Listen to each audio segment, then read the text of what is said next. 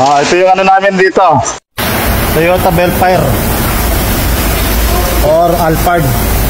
Ito yung balancer niya sa may crankcase.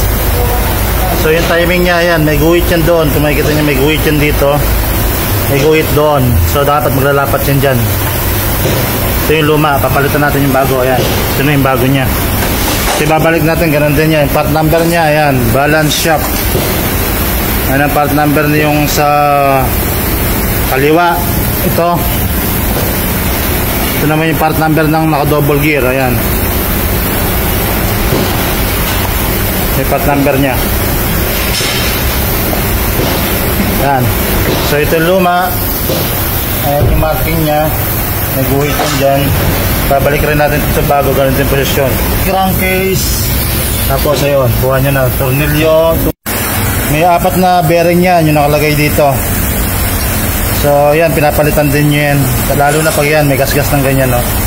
Kailangan palitan nyo na rin yan. 4 yan. Yung mga bagong bearing niya, ito yung mga luma. Ito, yung mga nakalagay na ito sa makina, papalitan din natin yan. Yung bearing niya yan, 4 din yan. Taas baba.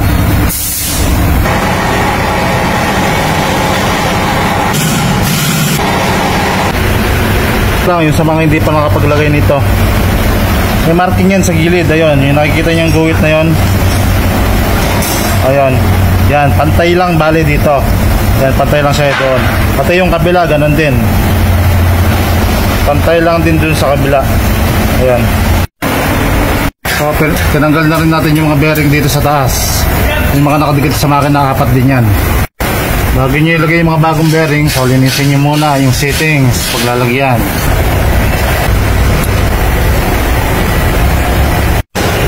So bago kayo magkalas ng balance shaft at bago rin kayo maglagay, lagi nyo tingnan na naka-0. Yung sa main pulley nya, naka-0 degree yung marking ng main pulley. So ayan, nakatapat yan. Ayun yung 0 degree, so nakatapat yung marking. Eh parang gatla yan. So minarkingan ko lang ng pink para makita nyo. So ayan, bali naka-0 degree yan. Ayan. Ayan, bali naka-0 degree yan, nakatapat. So pwede na natin nilagay yung balance shaft na yan. So ayan, nailagay na natin yung balance shaft. So naka-timing na 0 degrees doon sa taas. Tapos naka-timing tong gear natin. So nailagay na natin. Meron siyang 12mm na bolt. So higpitan na natin yan. Tapos ito torque natin.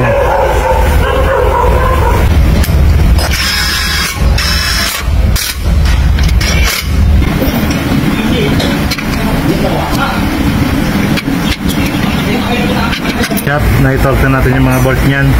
Lalagay naman natin yung pick up screen. Nalinis ko na rin yan. So ilalagay na natin yan.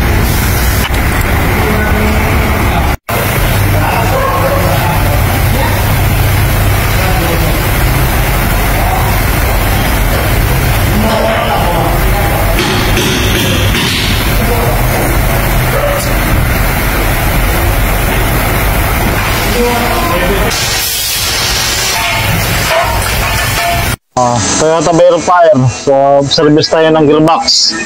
Binuksan natin yung crankcase, tinanggal natin yung pinaka-filter nya, gearbox filter. So ito yung lumang filter nya, gearbox filter. Ayan, ito yung bago. Tapos ayan din yung mga langis nya, CVT, fluid, FP. Tanggal crankcase. So tanggal nyo yung crankcase, so nyo sisirahin yung original na crank thread dahil mas maganda ibalik yun. Kung may mga magnet yan, sabunan nyo, linisan nyo. Kailangan walang matitira dyan na ano, kulay itim. Tapos pag magdadrain kayo yan, may tornilyo doon na Allen key. Tapos sa loob niya, may tatanggalin pa kayo ito, yung pinaka level niya. Pag maglalagay na kayo ng fluid,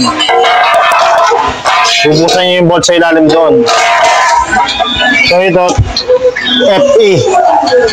Yan, may tatak siyang FE dyan. CVT FE.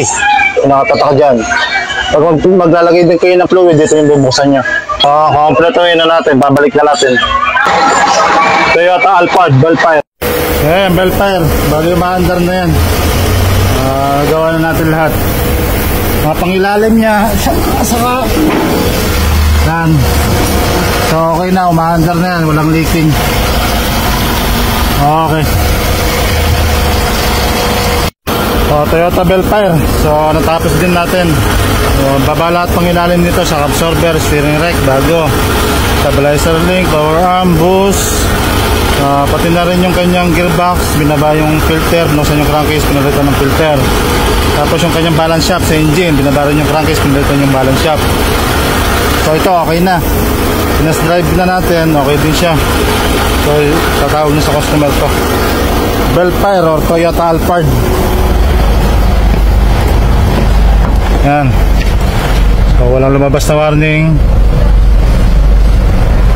Ayan, okay na. So okay siya, walang lumabas na warning. Naitakbo na rin natin yan, tahimik, walang kalapag sa ilalim. Pati engine niya tahimik din, nawala na yung parang tumitik-tik sa ilalim. Yung mga balance shaft niya yan, napalitan. So okay na to, tatawag na sa customer. Toyota Alphard Belfire.